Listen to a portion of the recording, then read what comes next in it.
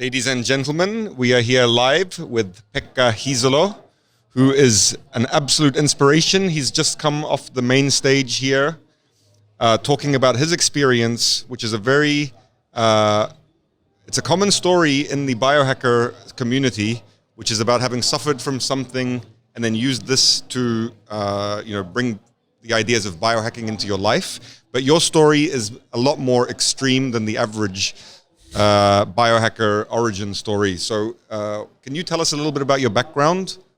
Yeah, I was a professional free skier until the year 2010 when I injured and I got a very severe traumatic brain injury.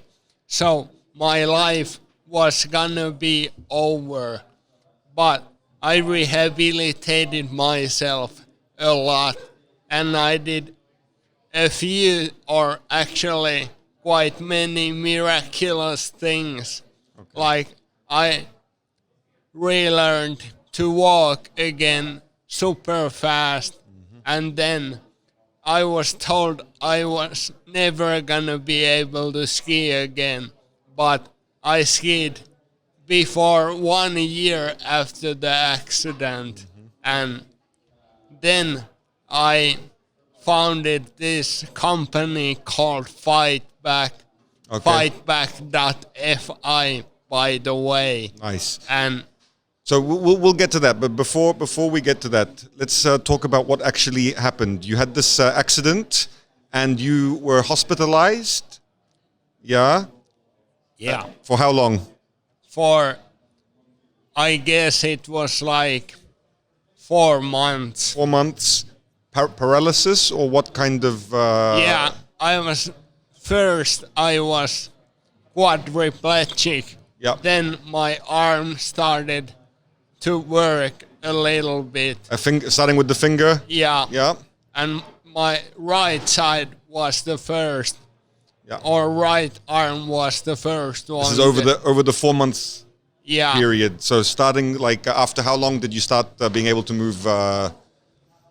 Like my index finger was like probably around 2 months or something after the So accident. it started with 2 months, and then the index finger gradually over the next 2 months. Yeah.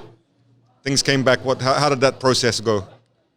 I don't actually remember, You don't remember anything from that time. Wow. Okay, when did you come back online? Like, my first memories are probably like 2.5 months after the accident. Okay. So yeah, brain injury, loss of memory. Yeah. Because it's to be expected, I guess. But so you started that process. Your memory started to come back online, and tell us about how you were approaching this kind of trauma, disaster. How were you thinking about it at the time? Well, I was like really fuzzy. My brain was like I was living in a fog. Yeah.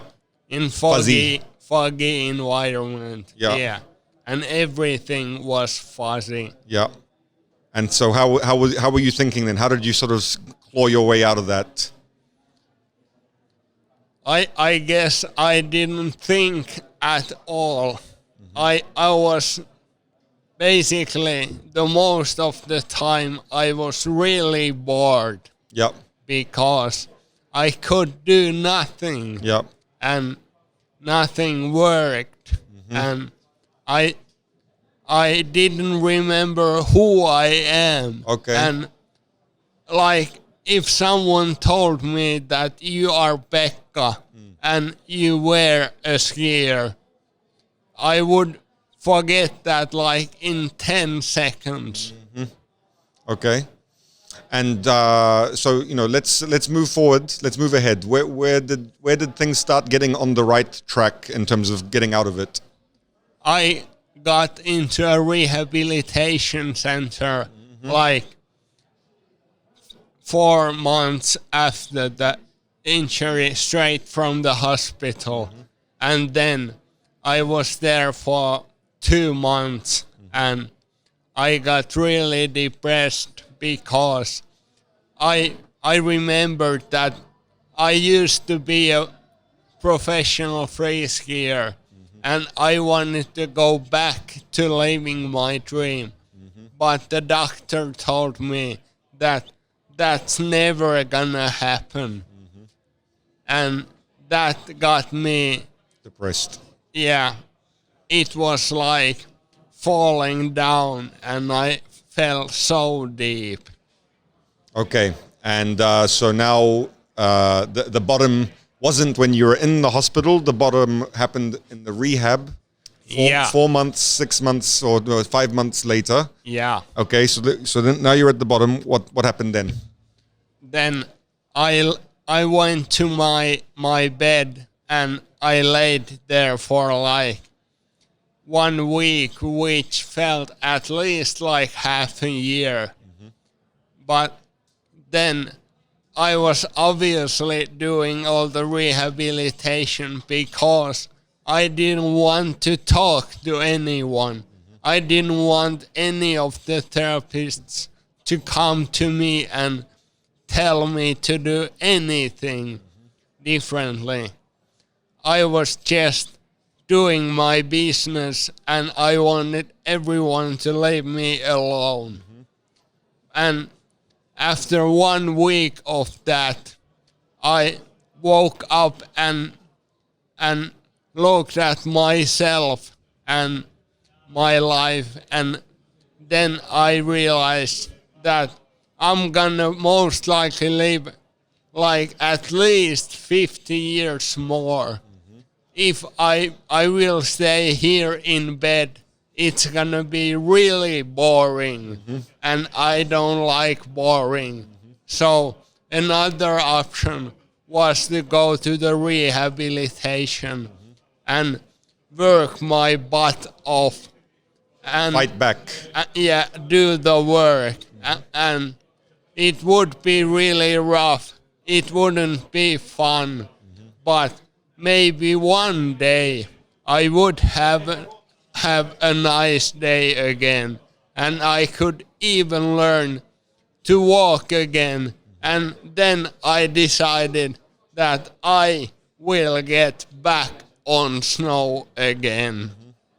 Okay, so this is after that 1 week hibernation. Can you talk about that decision point to fight and not give up? It was based on avoiding boredom. Basically, yeah. Yeah, nice. Nothing too deep and profound. Just doesn't want to be bored. Fight. Yeah, well,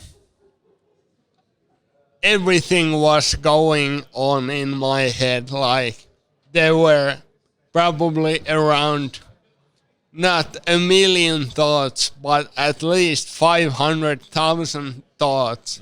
And basically, the one which I stuck into is that I will get bored if I don't get out of my bed. So I wanted to fight. Nice. And so now this is your book here, and this is telling your story. Yeah. What is the key idea? What is the key message? You mentioned that responsibility. Yeah. Can you explain that? It starts with the words saying, why is responsibility? What is responsibility? Yeah. Yeah. And why it's important. Yeah. And responsibility for me, it's the same as response possibility. Okay. And I'm telling my story, how nothing was possible for me anymore. After I had every possibility when I was young and when I was professional skier. Yeah. Then I fell to the bottom and nothing was possible. Yeah, because you couldn't even move. You didn't even have the possibility to move your hand. No. Yeah. But now, when I have rehabilitated myself, I have found a goal to make everything possible for me again. And that also brings a lot of responsibility because I want to be able to respond basically to any opportunity and chance. And that's the key message of this book, or of my part in this book. And then I have interviewed many Finnish celebrities and CEOs and like high profile Peak performers. professionals, Yeah. and talked about responsibility with them. And this is a pretty inspiring book, I would say. Nice. Okay, and the key message is about responsibility. Could you please kind of re-summarize it in terms of what is the key message that you're trying to communicate with the thing? You've just said it. I want you to say it one more time because I think it's very powerful. Yeah. Responsibility is your response possibility. Yeah. And anything is possible for us human. Okay. Well, thank you very much for sharing. Thank you for inspiring people. And pretty soon, I think it will be in English as well. Right now it's in Finnish? It's only in Finnish for now. For now. Yes, I'm sure it'll be on a bookshelf in English soon. This is your brand here, Fight Back? Yeah. Yeah? What's that about? Well, I got the idea with a German friend back in 2012 when I was able to do nothing for my income, and I was just rehabilitating myself a lot, and the rehabilitation is quite expensive.